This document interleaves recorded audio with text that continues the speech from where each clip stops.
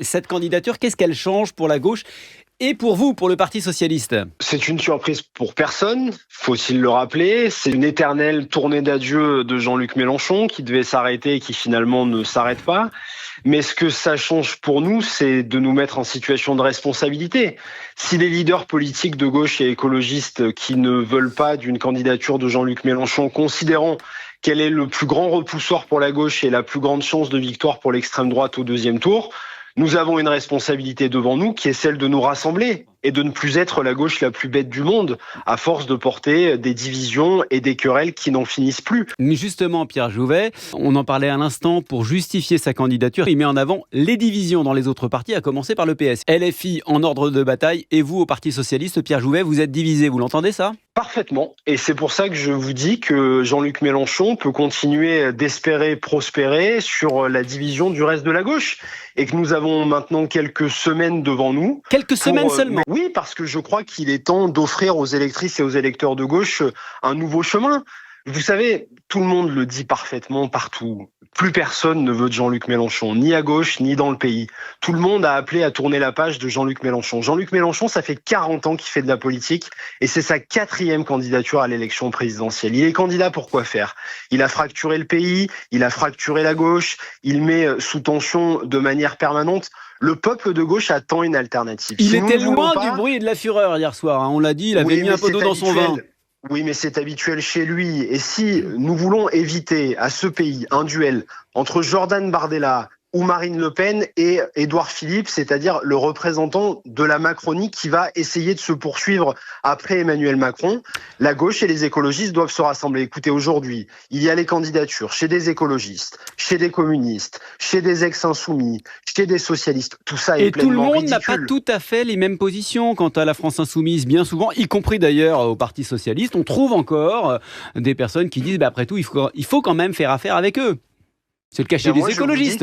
Moi, je vous dis qu'aujourd'hui, si nous voulons construire une alternative politique dans ce pays, nous devons rassembler la gauche et les écologistes non mélenchonistes sur un choix politique clair. Question de calendrier d'ailleurs, Pierre Jouvet.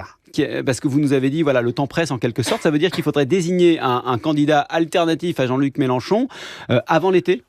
Non, je pense qu'il faut travailler avant l'été sur un projet commun. Le Parti socialiste a proposé un projet il y a quelques semaines qui s'appelle « Il est temps de vivre libre » avec des propositions, 600 propositions. Nous les mettons sur la table du reste de la gauche. Les écologistes ont fait des propositions. Je vois que les communistes sont en train d'en faire. Nous devons débattre des propositions de fond. Qu'est-ce que nous proposons aux Français pour améliorer leur pouvoir d'achat, pour améliorer la vie dans les territoires, pour améliorer les services publics, pour relancer la dynamique économique de ce pays, pour faire un grand plan pour les 20 ans qui viennent en France. Ça ne peut pas être par exemple le blocage des prix pour Total, comme pour Total Énergie, comme l'a proposé hier soir Jean-Luc Mélenchon. Ça peut être aussi et surtout, comme le propose le Parti socialiste, une taxe sur les super profits de Total, qui est aujourd'hui un profiteur de crise et qui s'enrichit sur le dos des Français. Donc débattons de nos propositions jusqu'à l'été. Et ensuite, à partir de la rentrée de septembre, trouvons le chemin pour désigner notre candidat commun. Qu'il y ait une primaire, un conclave, une convention citoyenne, mais qu'il y ait une possibilité pour avoir un seul candidat de la gauche et des écologistes sur la ligne de départ qui sera en capacité d'être l'alternative. Et vous n'avez pas peur d'être en retard ? Il est déjà candidat, Jean-Luc Mélenchon, et vous partiriez à l'automne ? Mais Jean-Luc Mélenchon, il est candidat depuis 20 ans. Donc, si vous voulez, Jean-Luc Mélenchon, il va continuer à faire ce qu'il sait faire. Et moi, je ne veux pas passer cette campagne à parler de Jean-Luc Mélenchon. Jean-Luc Mélenchon, ce n'est pas mon candidat. Ce n'est pas le candidat d'une grande majorité du peuple de gauche dans ce pays. C'est votre adversaire ? Non, mon adversaire, c'est Jordan Bardella. Il est très clair d'adversaire, c'est Jordan Bardella ou Marine Le Pen.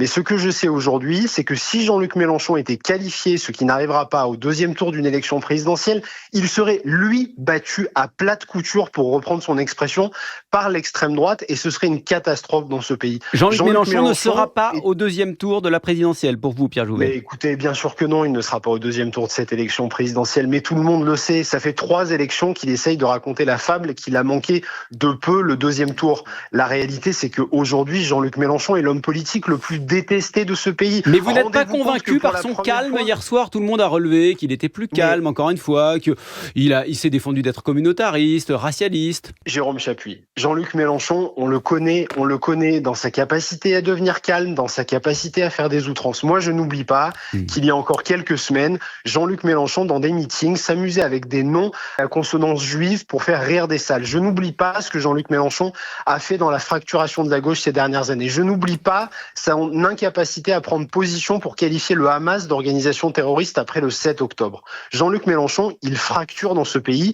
Il est aujourd'hui la meilleure assurance vie pour l'extrême droite. Il est aujourd'hui le meilleur épouvantail pour la droite et pour l'extrême droite. Aujourd'hui, la gauche doit tourner la page de Jean-Luc Mélenchon et pour la tourner et offrir une alternative politique dans ce pays aux femmes et aux hommes qui attendent de la gauche qu'elle vienne au pouvoir pour leur changer la vie, nous devons être, nous, socialistes, écologistes, communistes, sociodémocrates, responsables en proposant un candidat commun de la gauche à l'élection présidentielle l'année prochaine. Merci. Pierre Jouvet, secrétaire général du Parti socialiste, invité de France Info.